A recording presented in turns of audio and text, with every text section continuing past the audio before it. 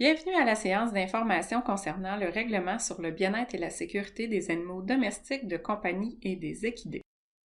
Cette présentation vise principalement à mieux faire connaître les nouvelles exigences établies par règlement et d'informer les diverses clientèles sur les impacts potentiels envisagés en vue de se préparer à sa mise en vigueur le 10 février 2024. Avant de débuter, j'aimerais faire une certaine mise en garde. Cette séance d'information vise à présenter l'état de la législation la plus à jour au moment de sa préparation. Il s'agit d'un résumé général qui ne prétend pas être complet et qui ne saurait être vu comme étant un avis légal ou une opinion juridique. Merci de vous référer aux textes légaux ou de consulter un juriste au besoin. La présentation est divisée en 6 catégories. D'abord, il y aura un survol de la réglementation en matière de bien-être animal au Québec. Ensuite, un rappel des exigences qui s'appliquent déjà depuis 2013. Certaines exigences s'appliquent à tous les propriétaires ou gardiens, tandis que d'autres s'appliquent à certains propriétaires ou gardiens d'animaux. Suivra évidemment la présentation des nouvelles exigences qui sont prévues au règlement. Elles sont classées par catégorie, soit par catégorie de clientèle visée, soit spécifiquement par catégorie d'espèces animales. Vous pourrez suivre à quelle catégorie s'appliquent les exigences présentées à l'aide des flèches dans le chevron en haut des diapositives. Les catégories de personnes ou d'animaux visées par les exigences apparaîtront plus foncées que les autres. Ensuite, les informations relatives au permis seront discutées. De plus, la manière dont le ministère applique la réglementation en matière de bien-être animal sera abordée. Enfin, les outils pour répondre aux questions seront présentés. Voici un bref historique de la réglementation en bien-être animal au Québec. En 2013 a été édicté le règlement sur la sécurité et le bien-être des chats et des chiens. Par la suite, la loi sur le bien-être et la sécurité de l'animal a été mise en vigueur en 2015 pour encadrer le bien-être des animaux domestiques. En 2021 et 2022, 2 règlements découlant de cette loi ont été édictés, dont le règlement sur le bien-être et la sécurité des animaux domestiques de compagnie et des équidés, qui est le sujet de cette présentation. En plus de s'appuyer sur la revue de littérature scientifique, le développement de ce règlement repose sur des années de travaux et de constats en matière de bien-être animal qui ont été faits. Par exemple, le règlement s'appuie sur différents rapports, dont le rapport d'application de la loi sur le bien-être et la sécurité de l'animal et le rapport du groupe de travail sur l'encadrement des éleveurs de chiens. Évidemment, l'évolution des connaissances, l'expérience d'application de la réglementation de bien-être animal, les commentaires, mémoires et discussions au sein des différents groupes de travail ont aussi été pris en compte. Vous avez ici les objectifs du règlement sur le bien-être et la sécurité des animaux domestiques de compagnie et des équidés. L'objectif premier du règlement est d'améliorer le bien-être des animaux domestiques de compagnie et des équidés au Québec. Il vise aussi à améliorer les conditions de garde, et ce, dans tous les milieux de vie. L'amélioration des conditions de garde permet conséquemment de mieux répondre aux besoins des animaux, autant physiques que psychologiques. Finalement, en répondant mieux à leurs besoins, cela permettra de renforcer la sécurité publique en limitant les risques que des chiens développent des problèmes de comportement comme l'agressivité résultant d'un manque de socialisation ou de conditions de vie inadéquates. Pour vous permettre de suivre le plan de la présentation, vous pouvez vous fier au chevron qui est en haut des diapositives. La section dont on parle va apparaître en blanc par rapport aux autres. On commence par regarder les exigences qui présentement s'appliquent déjà à tous les propriétaires ou gardiens en vertu du règlement sur la sécurité et le bien-être des chats et des chiens, qui est en vigueur depuis 2013, et on parle d'exigences qui vont continuer à s'appliquer à tout le monde avec la mise en vigueur du nouveau règlement le 10 février 2024. Quand on fait référence à tous les propriétaires ou gardiens, on inclut toute personne qui est propriétaire ou qui garde au moins un animal d'une espèce visée par le règlement, soit un chat ou un chien dans le cas du règlement sur la sécurité et le bien-être des chats et des chiens actuellement en vigueur. Et on inclut les propriétaires ou gardiens d'au moins un chat, un chien, un furet, un lapin, un cochon d'Inde ou un cochon de compagnie dans le cas du nouveau règlement. En ce qui concerne l'eau et la nourriture, le règlement actuel et le nouveau règlement exigent qu'elle soit fraîche, saine et exempte de contaminants. Ça s'adresse à tous les propriétaires ou gardiens des espèces visées. Maintenant, pour les articles qui concernent le logement, il y a une exigence en lien avec l'éclairage dans le règlement actuel là, sur la sécurité et le bien-être des chats et des chiens. Mais c'est une exigence qui visait plus particulièrement les propriétaires ou gardiens de 5 chats ou chiens et plus, les activités commerciales, les lieux de recueil et les activités d'enseignement et de recherche. Dans le nouveau règlement, vous avez peut-être remarqué qu'il n'y a pas d'article qui traite spécifiquement d'éclairage, mais en fait, c'est parce que c'est déjà couvert par la loi sur le bien-être et la sécurité de l'animal qui est entrée en vigueur en 2015, donc après le règlement sur la sécurité et le bien-être des chats et des chiens. En vertu de l'article 5 de la loi, l'animal doit être gardé dans un lieu suffisamment éclairé. C'est une exigence qui s'applique à tout le monde, et comme elle est déjà décrite dans la loi, elle n'a pas été répétée dans le règlement. Ensuite, tout propriétaire ou gardien doit fournir en permanence à son animal une aire sèche, propre et confortable, de dimensions suffisantes et dont le plancher est plein pour permettre à l'animal de s'allonger sur le côté, les membres en pleine extension. Cette aire doit être à l'abri d'éléments pouvant causer un stress à l'animal ou nuire à sa santé, tels que les rayons directs du soleil, les courants d'air ou le bruit excessif. C'est une aire qui est déjà obligatoire dans le règlement actuel, mais on l'appelait aire de repos. Le mot repos a été retiré parce que l'animal peut l'utiliser à d'autres fins que le repos. J'aimerais également rappeler que l'intérieur d'une niche ne répond pas à la définition d'une aire sèche, propre et confortable, car l'été, elle ne permet pas à l'animal de s'abriter confortablement des rayons directs du soleil puisqu'il risque d'y faire beaucoup trop chaud. Maintenant, si on regarde les exigences qui concernent le logement extérieur, tout ce qui concerne la niche, il n'y a pas de changement de ce côté-là. Donc, les matériaux doivent être résistants à la corrosion, la niche doit être étanche, le plancher surélevé, plat, propre, sec, et ça doit assurer une bonne protection contre les intempéries. Par contre, il faut noter que l'intérieur de la niche, on ne considère pas que c'est la fameuse aire sèche, propre et confortable qui permet à l'animal de s'abriter, par exemple, des rayons directs du soleil parce que l'été, il fait beaucoup trop chaud à l'intérieur de la niche. Donc, il faut que l'animal ait accès à une niche, mais il faut aussi qu'il ait accès à une aire à l'ombre qui lui permet de s'abriter du soleil. Ensuite, en ce qui concerne l'hébergement extérieur, ça reste permis d'héberger un animal à l'extérieur en autant que sa morphologie, son pelage, son âge, son état de santé ou son degré d'adaptation au froid lui permettent d'avoir une protection suffisante contre les conditions climatiques auxquelles il est exposé. Et quand on ne le sait pas, donc quand on connaît pas le degré d'acclimatation d'un animal au froid, à ce moment-là, il faut prévoir une période d'acclimatation. Donc, c'est le cas présentement, ça reste le cas dans le nouveau règlement. En ce qui concerne les exigences en matière de confinement et d'attache, il y en a certaines qui s'appliquent déjà à tous les propriétaires et gardiens et qui vont continuer à s'appliquer à tout le monde dans le nouveau règlement. Donc, le collier ne doit pas gêner la respiration ni occasionner de la douleur ou des blessures. Il n'y a pas de changement de ce côté-là. L'animal qui porte une muselière ne doit pas être laissé sans surveillance. Et finalement, l'équipement qui est utilisé pour attacher l'animal à son lieu de garde, que ce soit une chaîne ou une corde, ne doit pas créer d'inconfort et doit permettre à l'animal de pouvoir se mouvoir sans danger, sans contrainte, dans les limites de sa longueur. Il y a certains ajouts qui ont été faits pour ces articles-là, mais ils vont être vus un peu plus loin dans la présentation quand on va parler des nouvelles exigences. Maintenant, on va s'attarder aux exigences qui s'appliquent présentement à certaines catégories de propriétaires ou gardiens.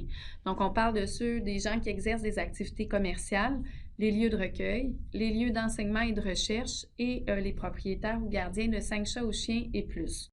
À partir de 2024, les exigences dont je vais vous parler vont s'appliquer à tout le monde. En fait, c'est tout simplement des normes de bien-être animal de base. Donc, c'est pour cette raison-là qu'ils vont finalement s'appliquer à tout propriétaire ou gardien.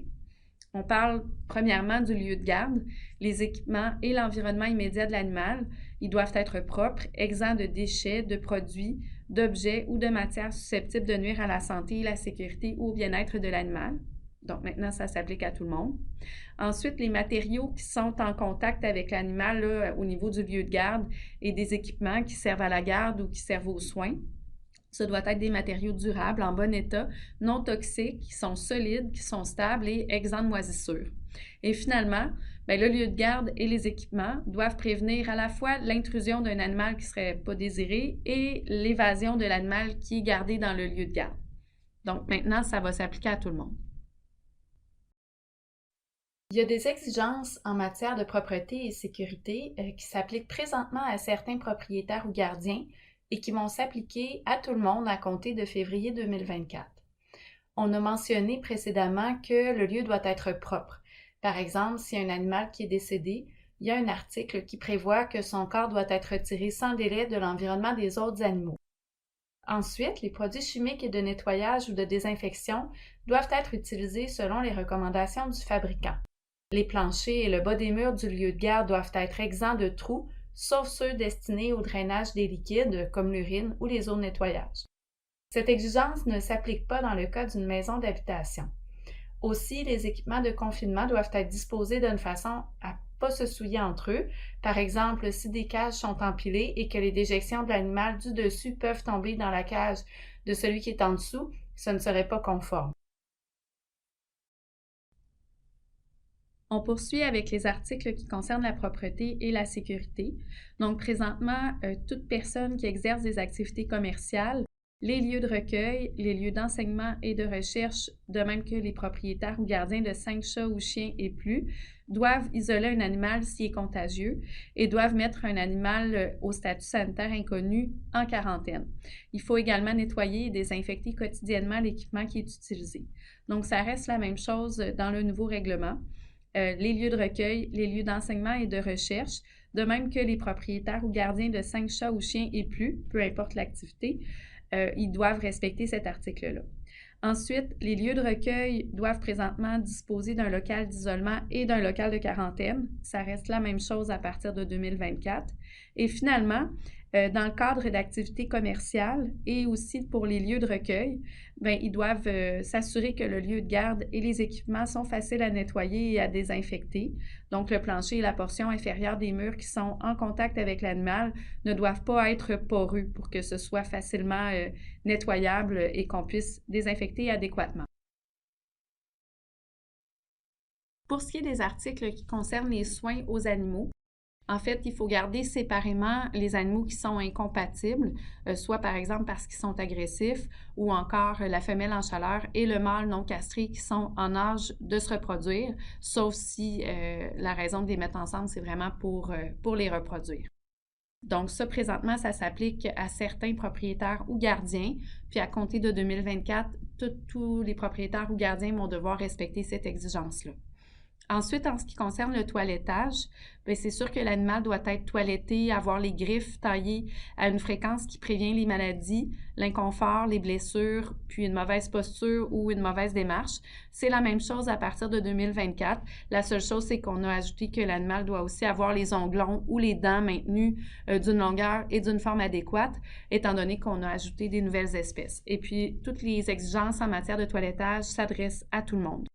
Pour ce qui est de l'euthanasie, bien, en fait, elle doit déjà se faire à l'écart des autres animaux pour les activités commerciales, les lieux de recueil, les lieux d'enseignement, de recherche, ainsi que les propriétaires qui possèdent 5 chats ou chiens et plus. La différence, c'est que maintenant, tout le monde va devoir respecter cette exigence-là.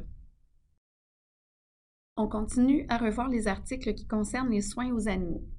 Présentement, c'est obligatoire de fournir en tout temps à un chat gardé à l'intérieur un bac à litière qui contient assez de substrat pour lui permettre d'enterrer ses déjections et le bac doit être sécuritaire et facile à nettoyer.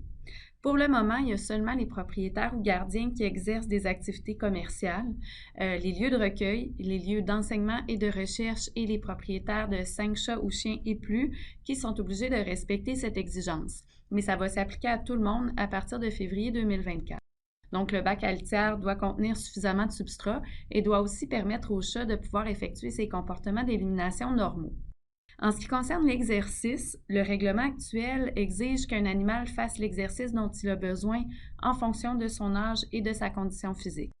C'est une exigence qui s'applique dans le cas d'activités commerciales, de lieux de recueil, de lieux d'enseignement et de recherche et pour les propriétaires de 5 chats ou chiens et plus. Cette exigence-là est aussi prévue à la loi sur le bien-être et la sécurité de l'animal et elle s'applique à tous les propriétaires ou gardiens et à tous les animaux qui sont visés par la loi parce qu'ils ont besoin de bouger suffisamment et ça même s'ils ne sont pas gardés confinés. Dans le nouveau règlement, on est venu ajouter des exigences d'exercice pour les animaux confinés et on va les voir un peu plus loin dans la présentation. On va regarder maintenant les articles qui concernent spécifiquement la reproduction des chats et des chiens. Donc, on ne peut pas sevrer un chaton ou un chiot avant l'âge de 8 semaines et les petits ne peuvent pas être séparés de leur mère avant l'âge de 8 semaines, mais celle-ci doit pouvoir s'en isoler au besoin. Présentement, ce sont seulement les propriétaires qui exercent des activités commerciales, les lieux de recueil, les lieux d'enseignement et de recherche et les propriétaires ou gardiens de 5 chats ou chiens et plus qui sont dans l'obligation de respecter ces deux exigences-là. Mais à partir de février 2024, tout le monde va être dans l'obligation de les respecter. On va terminer la section du rappel des exigences qui sont en vigueur présentement en regardant les articles qui concernent le confinement et la tâche.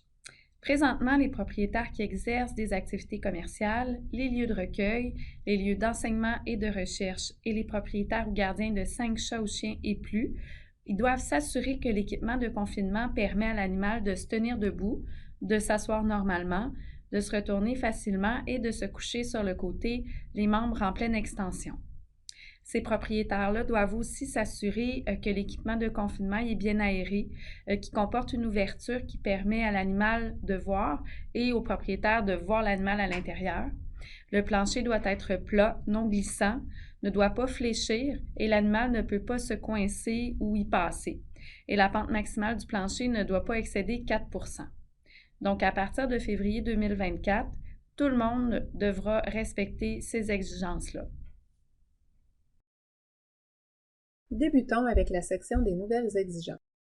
Mais avant de commencer, sans que ce soit nouveau, j'aimerais mentionner que le propriétaire ou le gardien d'un animal est exempté de l'application d'un ou de plusieurs articles pour lesquels un médecin vétérinaire a émis un avis spécifiant que son application est contre-indiquée compte tenu de l'état de santé de l'animal ou dans le contexte d'une intervention vétérinaire planifiée.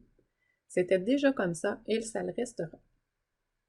Tout d'abord, parlons des exigences qui s'appliquent à tous les propriétaires d'animaux de compagnie. Certaines de ces exigences sont assez sous-entendues dans la réglementation actuelle, mais sont écrites plus explicitement dans le nouveau règlement. C'est le cas par exemple de l'abri pour se réchauffer. La loi prévoit déjà que l'animal obtienne la protection nécessaire contre la chaleur ou le froid excessif ainsi que contre les intempéries. De plus, l'abri était déjà obligatoire pour les animaux gardés principalement à l'extérieur. Le nouveau règlement exige explicitement qu'un abri soit nécessaire dès que la température est inférieure à 10 degrés Celsius, que l'animal soit gardé dehors ou à l'intérieur. C'est aussi le cas du taux d'humidité du lieu de garde. Le nouveau règlement apporte une précision par rapport au règlement sur la sécurité et le bien-être des chats et des chiens qui disait que le taux d'humidité à l'intérieur du bâtiment doit être compatible avec les impératifs biologiques de l'animal. Le nouveau règlement donne l'intervalle d'humidité dans lequel l'animal peut se trouver. De plus, une nouveauté concerne la garde dans un lieu clos. L'article 13 mentionne que l'animal ne doit pas être laissé dans un lieu clos, y compris un véhicule, sans avoir un moyen efficace de se soustraire de la chaleur. Des températures à ne pas dépasser sont précisées, sans quoi il y a obligation de fournir à l'animal des moyens pour se rafraîchir. Ces températures-là sont 27 degrés Celsius pour les chats, les chiens, les lapins, les cochons d'Inde et les cochons de compagnie, ou 29 degrés Celsius pour les furets. Il est à noter que l'ouverture des fenêtres d'un véhicule n'est pas considérée comme un moyen efficace de se soustraire de la chaleur. Le règlement apporte des changements concernant la propreté et qui s'appliquent à tous les propriétaires ou gardiens d'animaux de compagnie. En premier lieu, parlons du nettoyage. Dans le règlement sur la sécurité et le bien-être des chats et des chiens, il était nécessaire de tenir à jour et de mettre en œuvre un protocole de nettoyage, de désinfection et de contrôle de la vermine. De plus, les produits nettoyants ou désinfectants utilisés pour l'entretien devaient être utilisés selon les recommandations du fabricant. L'exigence de ce protocole a été retirée, mais le nouveau règlement détaille ce qui est attendu en matière de nettoyage et de désinfection sans vraiment ajouter de nouveautés. Il exige à ce que le nettoyage et la désinfection du lieu de garde et des équipements doivent être exécutés assez fréquemment afin de limiter le risque pour la santé ou le bien-être des animaux. De plus, la méthode de désinfection doit, premièrement, être précédée d'un nettoyage qui comprend le retrait de toute matière organique et deuxièmement, n'inclure que des produits chimiques ou de nettoyage et de désinfection adaptés aux conditions environnementales présentes et aux agents infectieux présentant un risque pour les animaux. Ces produits doivent être utilisés de manière sécuritaire et conformément aux directives du fabricant. Ensuite, pour le contrôle de la vermine, le protocole écrit et mis en œuvre n'est plus nécessaire. En ce qui concerne la vermine, si sa présence est détectée, des moyens pour contrôler leur présence doivent être mis en œuvre. Le règlement apporte des changements concernant les soins aux animaux qui s'appliquent à tous les propriétaires ou gardiens d'animaux de compagnie visés. C'est le cas de la socialisation. La loi prévoit déjà qu'un chat, un chien, un équidé ou un autre animal déterminé par règlement doit recevoir la socialisation qui convient à ses impératifs biologiques. Le nouveau règlement vient détailler plus précisément ce qui est attendu pour des espèces d'animaux de compagnie. Par exemple, chez les chiens de 12 semaines et plus, un minimum de 30 minutes par jour de socialisation est requis, tandis que les chiots et chatons doivent pouvoir bénéficier de 20 minutes 2 fois par jour. Il y a une exception s'il s'agit d'un chien déclaré potentiellement dangereux ou en processus d'évaluation pour l'être en vertu du règlement d'application de la loi sur l'encadrement des chiens et gardé temporairement dans un refuge. Si le chien est gardé chez son propriétaire, il est de son devoir de lui apporter la socialisation minimale avec les précautions requises, bien évidemment. Des normes concernant l'exercice étaient établies depuis 2013. Dans le règlement qui sera abrogé, il est inscrit que l'animal devait faire de l'exercice dont il a besoin en fonction de son âge et de sa condition physique, et l'exploitant devait conserver un protocole d'exercice. À compter de février 2024, le protocole d'exercice ne sera plus obligatoire. La loi prévoit que l'animal doit avoir l'occasion de se mouvoir suffisamment en fonction de ses impératifs biologiques. Le nouveau règlement vient préciser un temps minimum qu'un animal gardé confiné, donc gardé en cage, gardé à l'attache ou encore dans un enclos ou tout autre équipement, doit être mis en liberté pour bouger. Il y a quelques exceptions, par exemple les chiots et chatons de moins de 4 semaines et leur mère, les chats gardés dans des animaleries, pensions, salons de toilettage ou refuges si l'animal est gardé moins de 2 mois, et ça ne s'applique pas non plus à un chien déclaré potentiellement dangereux ou en processus d'évaluation pour l'être en vertu du règlement d'application de la loi sur l'encadrement des chiens et gardé temporairement dans un refuge, peu importe la durée. Finalement, l'euthanasie est aussi encadrée par règlement qui interdit l'euthanasie par inhalation, donc les cabinets d'euthanasie ou communément appelés les chambres à gaz.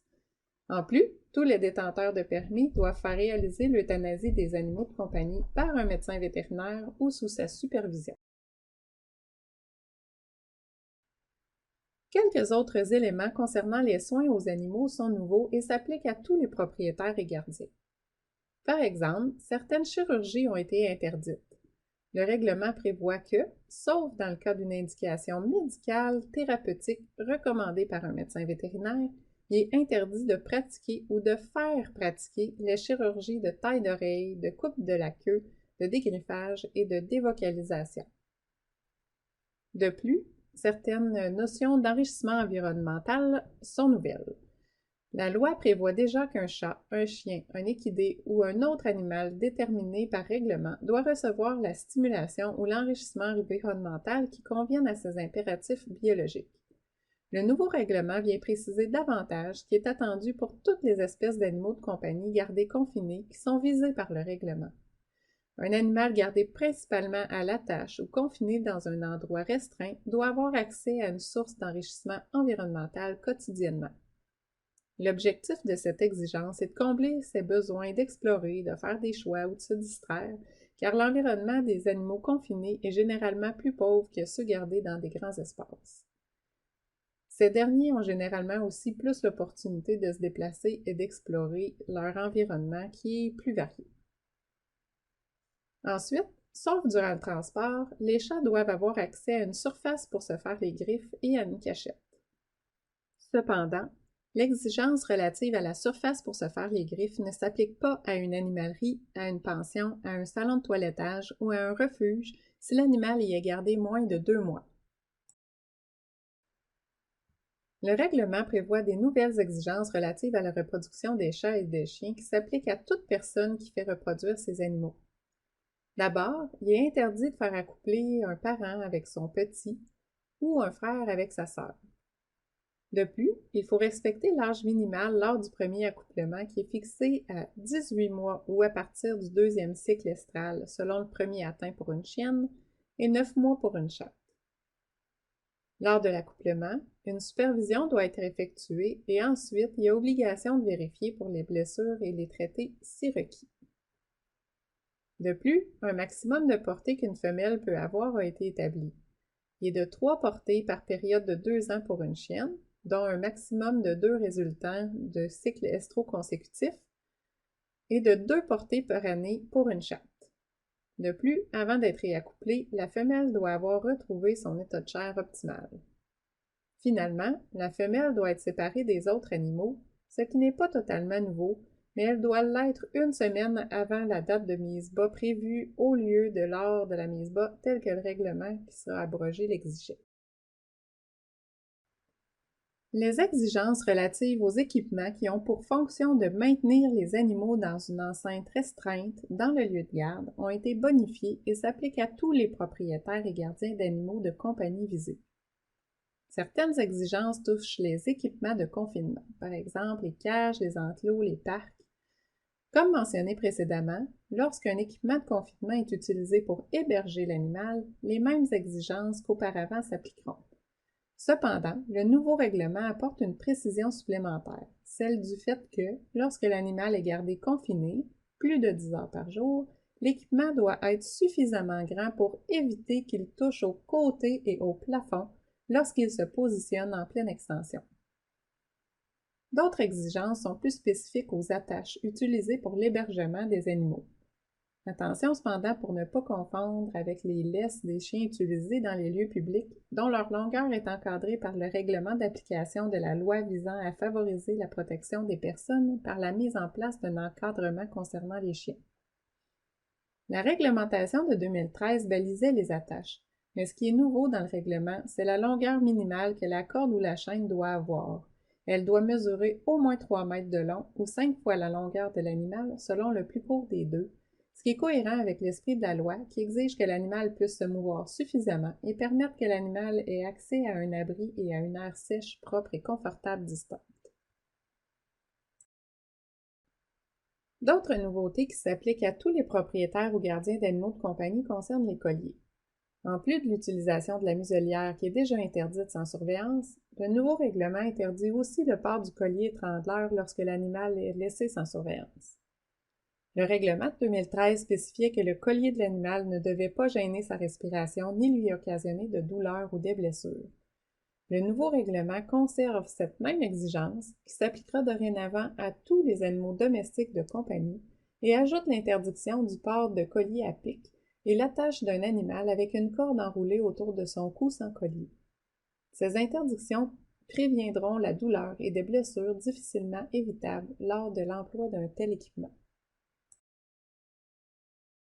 On poursuit avec les nouvelles exigences qui vont entrer en vigueur en février 2024. Donc, le nouveau règlement concerne les chats et les chiens, puis concerne aussi les lapins, les furets, les cochons d'Inde et les cochons de compagnie.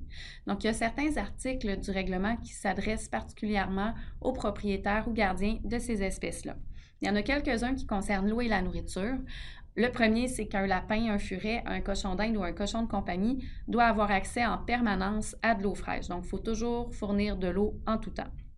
Ensuite, il est interdit de nourrir un cochon de compagnie avec de la viande ou des sous-produits de viande. Cet article-là, en fait, est en cohérence avec la réglementation fédérale qui est déjà en vigueur et l'objectif, c'est d'aider à prévenir l'introduction de la peste porcine africaine au Canada. Et finalement, un lapin ou un cochon d'Inde doit avoir accès en permanence à du fourrage, à du foin, et à au moins un objet à ronger. Et l'objectif, c'est de favoriser une bonne santé digestive, puis aussi une usure dentaire normale. Les propriétaires ou les gardiens de lapins, furets, cochons d'Inde et cochons de compagnie ont aussi des obligations à respecter en matière de logement. Donc, ils doivent fournir suffisamment de cachettes sécuritaires pour permettre à tous les animaux qui sont hébergés ensemble de se cacher en même temps. Ensuite, si la cage a un fond plein, il faut fournir du substrat en quantité suffisante. Il faut que le substrat soit propre et qu'il soit adapté à l'espèce. Il faut aussi qu'il ne soit pas irritant pour les voies respiratoires ou encore pour la peau. En ce qui concerne plus spécifiquement le lapin, un lapin, ça ne peut pas être hébergé dans une cage qui est très petite. Donc, on a établi une longueur minimale dans le règlement. On dit que l'équipement de confinement d'un lapin doit mesurer au moins 3 fois sa longueur. C'est un minimum. Et finalement, pour les lapins, les furets et les cochons d'Inde, ils doivent sortir au moins 30 minutes 5 fois par semaine pour faire de l'exercice. Ça veut dire qu'on ne pourrait pas, par exemple, sortir ces animaux-là une fois dans la semaine pendant toute la journée, par exemple le dimanche, mais les laisser enfermés dans leur cage pour le restant de la semaine. Parce que ce qu'on veut, c'est qu'ils puissent avoir l'opportunité de bouger un minimum de 5 fois par semaine, un minimum de 30 minutes. Les propriétaires de lapins, furets, cochons d'Inde et cochons de compagnie ont aussi des obligations à respecter en ce qui concerne la reproduction. Donc, si on prend par exemple le furet, une furette qui n'est pas destinée à la reproduction doit être stérilisée avant l'âge de 8 mois. Par contre, le règlement ne précise pas la méthode à utiliser, c'est-à-dire qu'autant la chirurgie que la méthode pharmacologique serait acceptable. Ensuite, pour ce qui est des lapins, des furets, des cochons d'Inde et des cochons de compagnie, le propriétaire doit fournir un substrat qui est approprié pour la nidification. Donc, il faut que le substrat soit propre, qu'il soit sec et pas poussiéreux pour permettre de fournir un endroit qui est confortable pour les petits. Et ensuite, pour les lapines et les furets, il faut aussi fournir ce qu'on appelle une boîte à nid. Donc, la boîte à nid doit être suffisamment grande pour permettre d'accueillir la femelle et tous ses petits, mais pas trop grande non plus là, pour que les bébés puissent conserver leur chaleur. Finalement, dans le règlement, l'âge minimum au sevrage est établi pour les lapins, les furets, les cochons d'Inde et les cochons de compagnie. Donc, je vous recommande de consulter le guide d'application du règlement là, pour avoir plus de détails. Dans le nouveau règlement, il y a un article qui balise la vente d'animaux domestiques de compagnie. En fait, dans le cadre d'activités commerciales, donc que ce soit une animalerie ou des activités commerciales de reproduction ou d'élevage, c'est interdit de vendre ou de permettre que soit vendu un animal de compagnie qui n'est pas imprégné ou socialisé ou qui ne l'est pas assez, qui n'est pas capable de manger et de boire seul ou qui est malade, blessé ou qui souffre de malformations congénitales limitantes. C'est permis en fait seulement si l'acheteur en a été avisé par écrit et qu'il a signifié par écrit son acceptation. Il faut savoir aussi que la vente est interdite à une personne de moins de 16 ans si elle n'est pas accompagnée de son tuteur. Dans le nouveau règlement, il y a des articles qui visent spécifiquement les activités commerciales de reproduction ou d'élevage de chats ou de chiens. Pour mieux comprendre à qui s'appliquent ces exigences, le guide d'application du règlement définit les activités commerciales de reproduction ou d'élevage comme suit. Faire naître, grandir ou élever des animaux pour la vente, donc contre rétribution, ou d'offrir un service de géniteur contre rétribution. Alors, en d'autres mots, la notion de commercial est en lien avec un revenu, un gain, une paye, un paiement. Ainsi, le règlement prévoit que dans le cadre d'activités commerciales de reproduction ou d'élevage de chats ou de chiens, le nombre maximum d'animaux de ces espèces de plus de 6 mois pouvant être détenus dans un même lieu ou par un même propriétaire ou gardien est de 50. Cet article est déjà en vigueur depuis août 2022. La limitation du nombre n'est pas reliée au permis, mais au lieu ou au propriétaire ou gardien. Dès qu'il y a activité commerciale de reproduction ou d'élevage, le nombre maximum d'animaux pouvant être détenus au total est de 50, peu importe les activités effectuées par chacun des animaux. Si le propriétaire garde des chats et des chiens dans plusieurs lieux différents, même s'il y a de la reproduction dans un seul lieu, le total des animaux détenus par cette personne ne doit pas dépasser 50.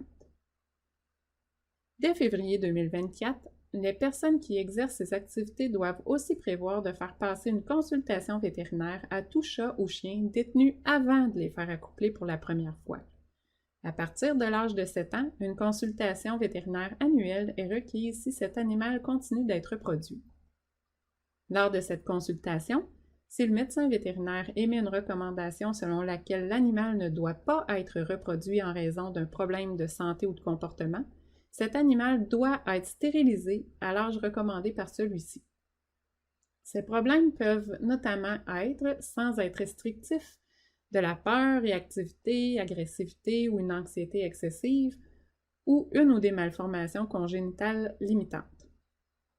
Les animaux qui doivent être stérilisés sont les animaux pour lesquels la reproduction engendre directement un risque pour leur propre santé ou bien-être, ou encore un risque élevé de transmission de traits pouvant affecter la santé de leur progéniture.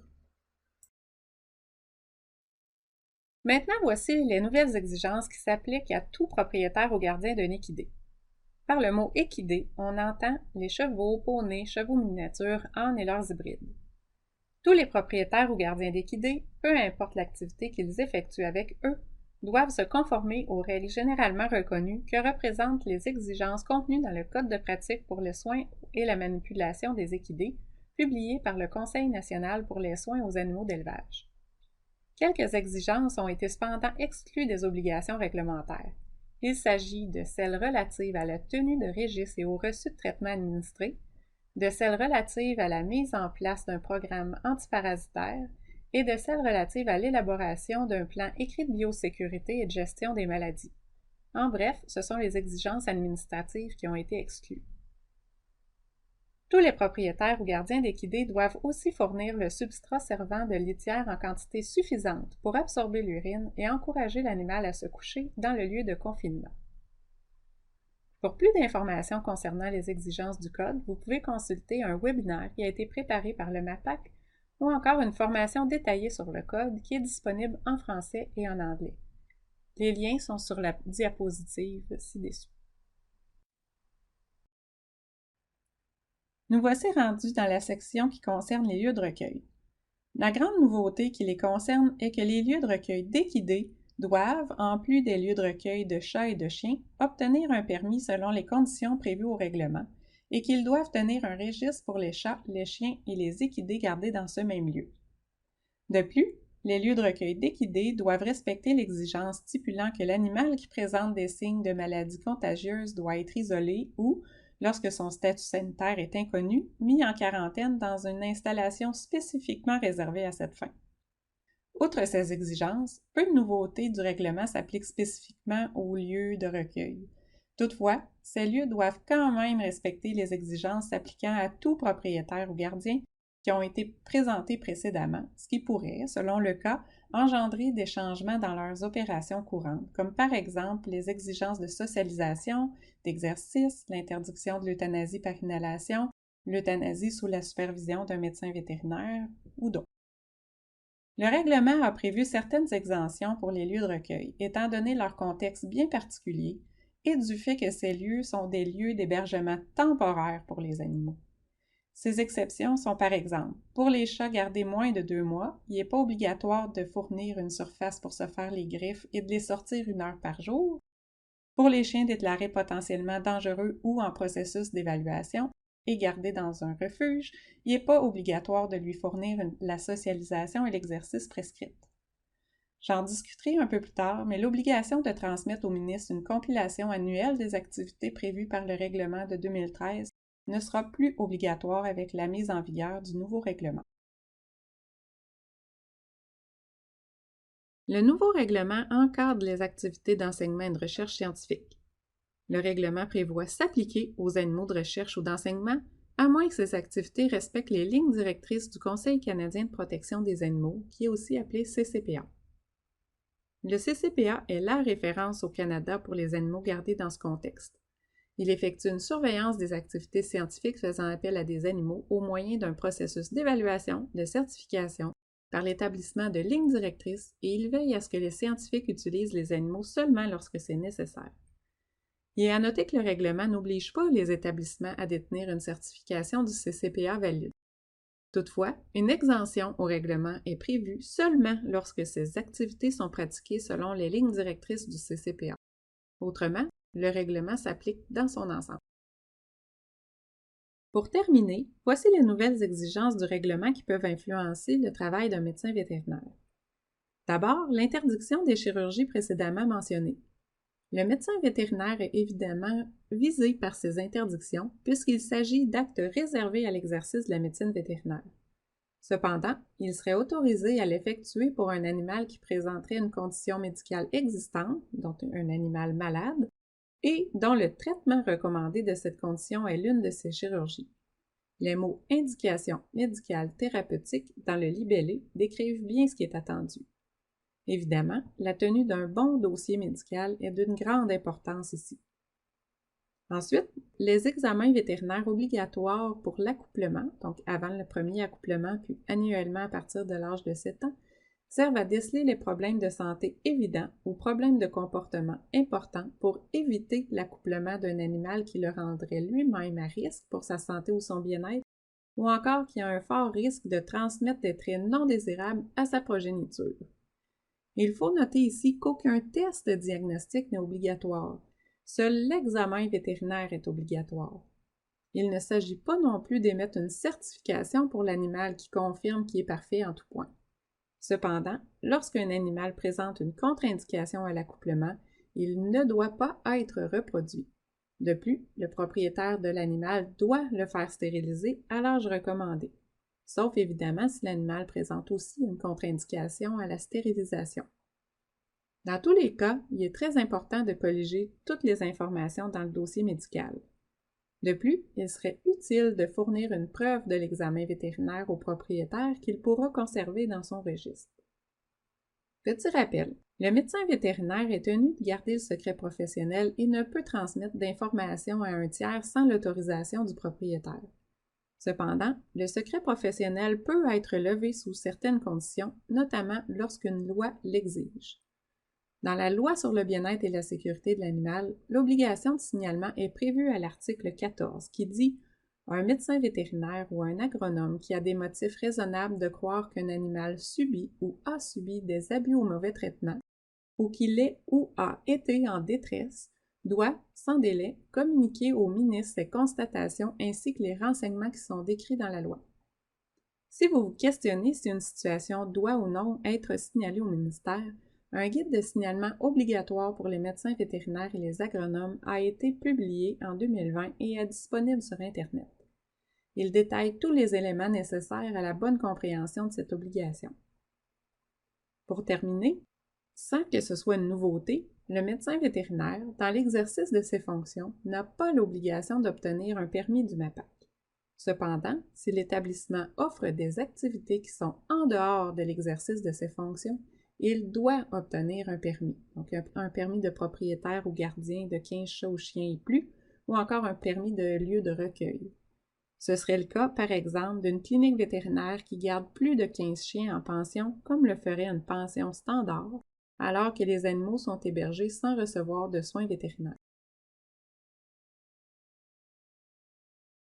J'aimerais parler maintenant des permis et des registres de manière générale, sans nécessairement focusser uniquement sur les nouveautés. Il existe deux grandes catégories, celle de propriétaire ou gardien de chats ou de chiens et celle pour les lieux de recueil. Pour les permis de propriétaire ou gardien, il n'y a pas de changement. Il demeure deux types de permis, soit les permis de propriétaire ou gardien de 15 à 49 chats ou chiens et les permis de propriétaire ou gardien de 50 chats ou chiens et plus. Pour les lieux de recueil, il y a cependant une nouveauté, l'obligation de permis pour exploiter un lieu de recueil d'équidés qui s'ajoute au permis déjà en vigueur pour exploiter un lieu de recueil de chats et de chiens. Dans tous les cas, depuis août 2022, dans le cadre d'activités commerciales de reproduction ou d'élevage de chats ou de chiens, un maximum de 50 chats ou chiens au total est permis par lieu ou par propriétaire, et ce, même si une partie des animaux ne sert pas à la reproduction. Il est à noter que la limitation n'est pas directement liée au permis, mais à une personne ou encore à un lieu où s'effectuent des activités de reproduction ou d'élevage. Peu importe le type de permis, c'est le total des chats et des chiens de plus de 6 mois qui est pris en compte pour le calcul du nombre maximal d'animaux détenus. Les frais et les exemptions pour les permis demeurent au statu quo par rapport à la situation actuelle. À titre informatif, est exempté de l'obligation d'être titulaire d'un permis prévu à l'article 16 de la Loi sur le bien-être et la sécurité de l'animal, le médecin vétérinaire dans l'exercice de ses fonctions, l'exploitant d'une entreprise de transport pour la durée du transport, le propriétaire ou le gardien qui détient une certification de bonne pratique animale émise par le Conseil canadien de protection des animaux et la personne qui a la garde temporaire à l'occasion d'une exposition ou d'une compétition animale. Le registre est légèrement modifié par rapport à la réglementation de 2013, mais touche moins de personnes. Si on compare attentivement les personnes visées par l'obligation de tenir un registre dans la réglementation de 2013 et dans le nouveau règlement, on constate que les propriétaires ou gardiens de 5 à 14 chats ou chiens sans activité commerciale ne seront plus assujettis à l'obligation de tenir un registre à jour. Cependant, les lieux de recueil d'équidés, nouvellement visés par l'obligation de permis, auront à tenir un registre pour les animaux gardés dans le refuge. Il n'y a que 3 ajouts quant aux informations à inscrire au registre par rapport à la réglementation actuelle. Elles sont l'identification du mâle avec lequel la femelle est accouplée, l'identification des parents des animaux nés sur place et la date de consultation vétérinaire si visée par l'article 49. La réglementation de 2013 exigeait que les lieux de recueil transmettent au ministère une compilation annuelle comprenant certains renseignements. Le règlement prévoit que la compilation annuelle fait partie du registre, mais il ne sera plus nécessaire de l'envoyer annuellement au ministère. Cependant, elle doit être disponible sur demande. C'est ce qui complétait l'information au sujet des nouvelles exigences du règlement. Maintenant, voyons plus en détail la manière dont le ministère applique la réglementation en matière de bien-être animal. C'est le service d'inspection qui est mandaté pour l'application de cette réglementation. En date du 28 février 2023, le service d'inspection pouvait compter sur 30 inspecteurs au sein du MAPAC et sur 6 SPA-SPCA mandataires qui ont signé une entente avec le MAPAC pour l'application de la Loi sur le bien-être et la sécurité de l'animal et ses règlements. Ces organismes comptent au total 34 inspecteurs formés qui s'ajoutent aux inspecteurs du MAPAC. Ces ententes permettent d'accroître la disponibilité des services ou la rapidité d'intervention. Le ministère collabore avec des SPA-SPCA puisqu'il leur reconnaît une expertise pertinente dans le domaine de la protection des animaux ainsi qu'une connaissance des préoccupations relatives à la condition animale sur un territoire donné. Une augmentation du nombre d'inspecteurs MAPAC est également à prévoir à la suite des annonces effectuées dans la dernière année à ce sujet. Les inspecteurs, nommés par le ministre à la suite d'une formation réussie, ont effectué plus de 6 700 inspections lors de la dernière année financière. Il assure aussi le traitement de toutes les plaintes. À titre informatif, il y avait 621 détenteurs de permis dans l'année financière 2022-2023, dont 439 propriétaires ou gardiens de 15 à 49 chats ou chiens, 74 propriétaires de 50 chats ou chiens et plus, et 108 exploitants de lieux de recueil de chats et de chiens. En ce qui concerne la manière dont le ministère délivre ou renouvelle les permis, il faut noter qu'une demande de permis ne garantit pas son obtention ou son renouvellement. Le ministre a la possibilité de ne pas délivrer ou renouveler un permis selon les critères qui ont été prévus dans la loi. Le ministre peut, au moment de délivrer un permis ou pour un permis qui a déjà été délivré, assortir celui-ci de conditions, de restrictions ou d'interdictions qu'il considère comme appropriées, y compris limiter le nombre d'animaux que le titulaire de permis peut garder dans le lieu visé. Pour les nouvelles demandes de permis, le propriétaire ou gardien d'animaux qui font une demande de permis doivent démontrer que leurs installations sont conformes afin d'obtenir un permis en vertu de la Loi sur le bien-être et la sécurité de l'animal. Une inspection a lieu avant de délivrer le permis, tel que la loi l'autorise. Il y a généralement une recommandation au ministre de ne pas délivrer le permis si il y a un motif d'intérêt public, ce n'est pas dans l'intérêt des animaux ou le bien-être animal est compromis, ou encore le demandeur a été reconnu coupable d'une infraction dans les 5 ans. Pour le renouvellement de permis, l'inspection a lieu de manière régulière. Il peut y avoir une recommandation au ministre de ne pas renouveler le permis s'il ne remplit pas les conditions prévues à la loi, ne respecte pas les conditions, restrictions ou interdictions qui lui ont été données, a été déclaré coupable d'une infraction à la loi, ou encore ne respecte pas, de manière répétitive, la loi sur le bien-être et la sécurité de l'animal. Regardons maintenant plus en détail les activités du service d'inspection, mais d'abord la formation des inspecteurs.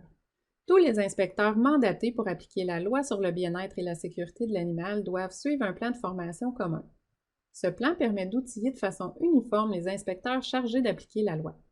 Outre la formation théorique, les inspecteurs bénéficient généralement d'un accompagnement sur le terrain de la part d'inspecteurs d'expérience pendant un certain temps avant de réaliser des inspections de façon individuelle. Par la suite, un chef d'équipe épaule les inspecteurs dans leur travail lorsque cela est nécessaire. Les médecins vétérinaires du ministère sont aussi disponibles pour offrir du soutien lorsque des constats soulèvent des préoccupations concernant la santé ou le bien-être des animaux. Une fois la formation réussie, les inspecteurs qui appliquent la réglementation doivent être nommés par le ministre pour se prévaloir des pouvoirs d'inspection qui sont prévus à la loi. La fréquence d'inspection est prévue par un programme d'inspection. Ce dernier prévoit des inspections régulières pour toute la clientèle sous permis. Dans les autres cas, les inspections ont lieu à la suite de la réception d'une plainte, exemple pour un propriétaire d'équidés ou un propriétaire de moins de 15 chats ou chiens. Une plainte peut provenir de toute personne qui est témoin d'une situation inacceptable. Lors de la réception d'une plainte, la situation est évaluée et une intervention est effectuée en fonction de la situation. Une inspection peut avoir deux objectifs, toujours selon la situation. Soit amener le propriétaire ou le gardien des animaux à se conformer à la réglementation et à assurer leur bien-être et leur sécurité de manière durable, ou encore de sévir selon les modalités prévues à la loi dans le cas de non-conformité sévère ou répétée. Le déroulement d'une inspection est toujours sensiblement le même. Les inspections se font principalement sans préavis. À la suite d'une première intervention, les suivis nécessaires sont effectués en fonction de la gravité de la situation. Lors des interventions, les inspecteurs vérifient entre autres l'état des animaux et les soins de santé qui leur sont prodigués, la présence d'eau et de nourriture, l'aménagement des installations, par exemple les stalles, les enclos, les abreuvoirs, la litière, et des bâtiments. Sur la base des faits observés durant l'inspection, un rapport d'inspection est toujours rédigé et remis au propriétaire ou gardien de l'animal. Il contient les observations et les éléments non conformes au regard de la réglementation ainsi que les actions attendues. Lors de non-conformité, le service d'inspection juge la situation en fonction de la gravité et travaille selon une gradation des sanctions afin de responsabiliser l'exploitant ou de la sanctionner. Lorsque les inspecteurs détectent une situation à risque pour l'animal nécessitant une intervention prioritaire, ils font corriger la situation sur le champ et assurent les suivis nécessaires auprès de l'établissement. Pour les situations jugées non conformes à la réglementation, les interventions sont effectuées en fonction de la situation. Une gradation des sanctions peut être appliquée si la situation le permet. Dans certains cas, il y a une demande d'apporter des correctifs avec indication du délai octroyé pour corriger la situation. Cette demande est colligée dans le rapport d'inspection.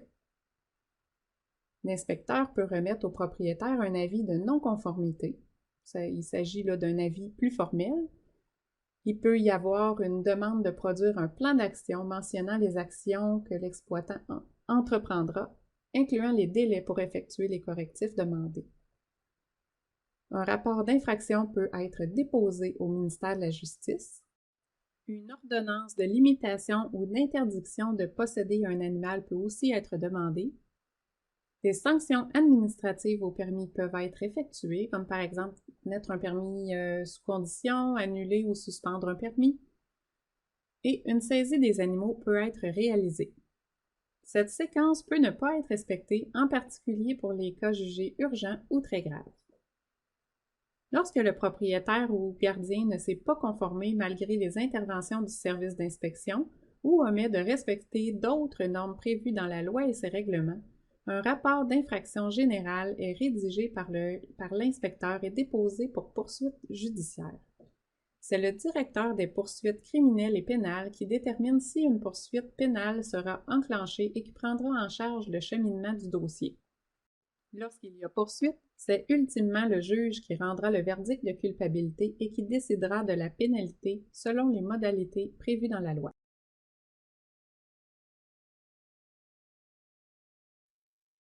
Pour terminer, comme discuté plus tôt, le règlement sur le bien-être et la sécurité des animaux domestiques de compagnie et des équidés entrera en vigueur le 10 février 2024. À ce moment, le règlement sur la sécurité et le bien-être des chats et des chiens sera abrogé. En d'autres termes, il ne sera plus en vigueur. Si vous avez des questions concernant le règlement, veuillez vous référer à son guide d'application qui contient une foule d'informations, dont des explications et des exemples. Si vous n'y trouvez pas les réponses, vous pouvez également contacter le MAPAC à l'adresse courriel ou au numéro de téléphone identifié sur la diapositive. De plus, suivez la page Facebook du MAPAC. Des informations en lien avec le règlement y sont ponctuellement présentées. Vous pouvez aussi partager l'information. Plusieurs liens Internet peuvent aussi être une bonne source d'information. On y retrouve par exemple le texte du règlement et son guide d'application, une page web résumée des nouvelles exigences, plusieurs pages web sur québec.ca qui intègrent beaucoup d'informations sur la réglementation, un webinaire concernant les exigences s'appliquant spécifiquement aux équidés est disponible, et enfin, le code de pratique pour le soin et la manipulation des équidés, publié par le Conseil national pour les soins aux animaux d'élevage, détaille et explique les exigences qui s'appliquent aux équidés. Je vous remercie pour votre intérêt pour le bien-être animal. J'espère que cette présentation a su répondre à l'ensemble de vos questions. Si ce n'est pas le cas, nous demeurons disponibles pour vous.